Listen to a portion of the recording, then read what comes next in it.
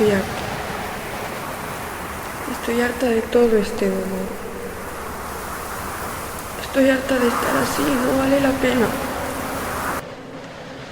No sé. Das asco.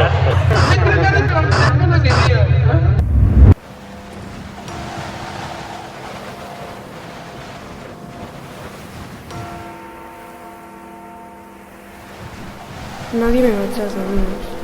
No vale la pena seguir así.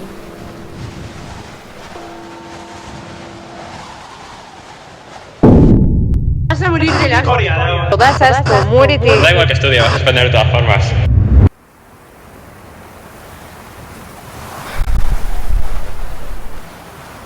¿Quién va a notar mi ausencia? ¿Mi padre? ¿Mi hermana?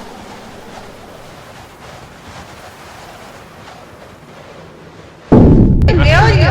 Te odio. Espero que te mueras.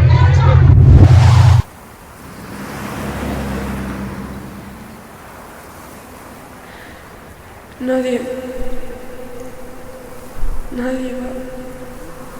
a notar nada.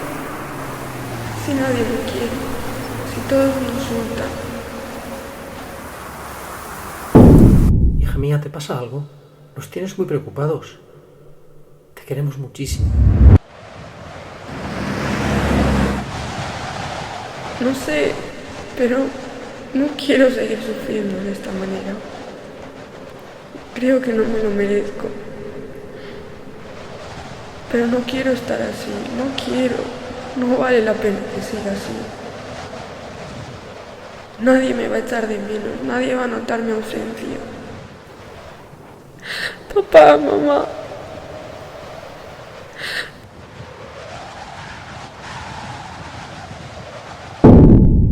¿Qué pasa?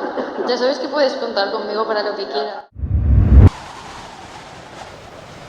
Si es que hasta yo me lo creo. Acabo creyendo que soy una mierda, que no valgo para nada.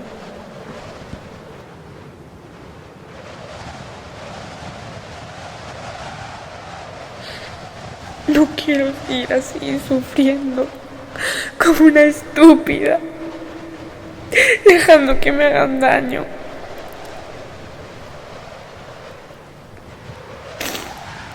No puedo.